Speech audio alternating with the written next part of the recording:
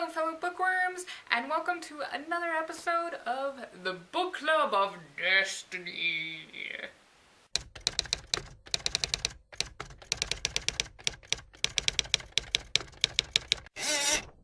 Last week, we finished up reading Sheer Power Crossing Paths, a book by Vibrante. Maybe on that pronunciation. Before I begin, let me just already beg pardon in case I mispronounce character names incorrectly. I'm slightly guessing, but hopefully I'm close enough. So Sheer Power tells the story of two people in particular. The first one being a teenage boy, Seisho, hopefully that's his real name, who just graduated from high school, and for the time being, all he really wants is to find a summer job, something to fill his time until he has bigger things to worry about. Our other character is Juto, who is an energy user master. So you may recall that last week I said something about this book reminded me a little bit of Dragon Ball Z, and the reason why is because of this idea of energy control and energy use. What it is, essentially, is that energy users have the ability to harness the energy that we have in our bodies and to use it, like actually bring it out into some sort of light and power and that sort of thing. So, you know, Dragon Ball Z, shooting stuff out of your hands, that good stuff. So in this world, energy use is a pretty common thing, and it's mostly used for sport or self-discipline. So, with that in mind, Seisho just wants a job, Juto is kind of a slob, and so he wants to look for somebody to clean his house. He happens to run into Seisho. But also, it's more complicated than that.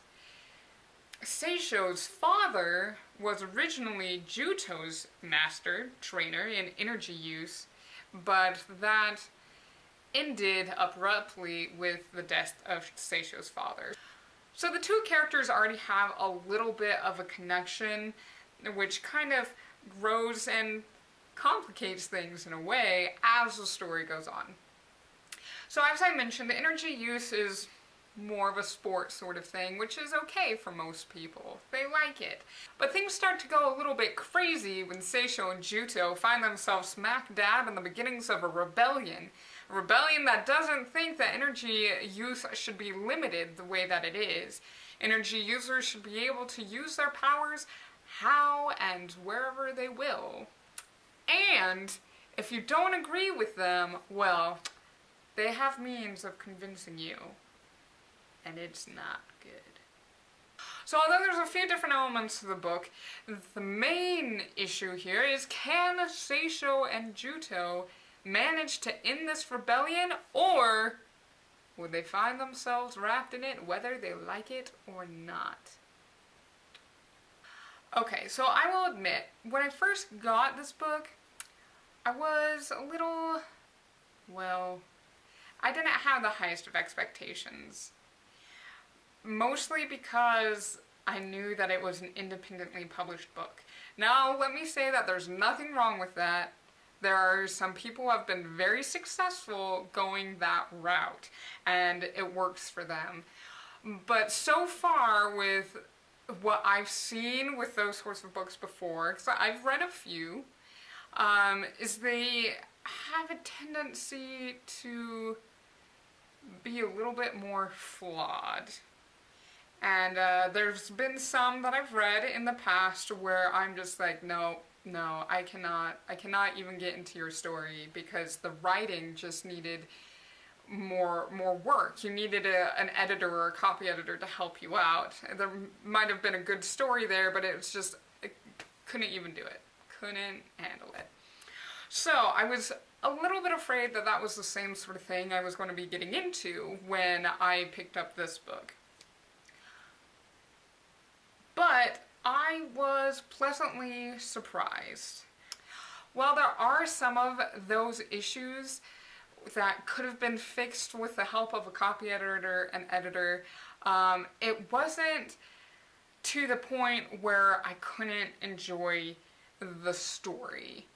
I actually found the story to be pretty engaging. There's a lot of mystery involved, things that are revealed, little steps of the way. Seisho's character is kind of complicated in that his family, although they have this huge history of energy use, their use of energy control isn't just for sport. It's more like they have a special assignment where they have to use their energy use for good things.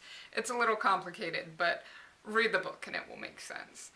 And so with elements of that being revealed little bit by little bit, and the complication of Seisho and Juto's past in that they have this connection through Seisho's father's death, things like that, and then there's certain things, little like mysteries that I don't feel like were completely answered, and sometimes that's a bad thing in a book, but I went in knowing that this was book 1.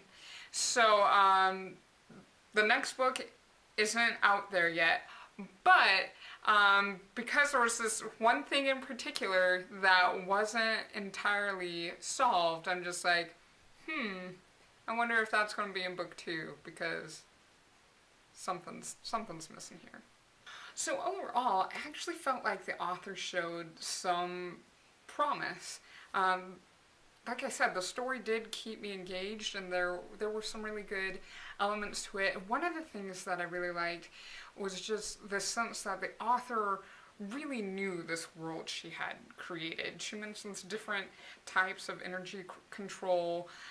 She even made up a sport that uses energy control that, I don't know, I guess kind of resembles soccer, that sort of thing.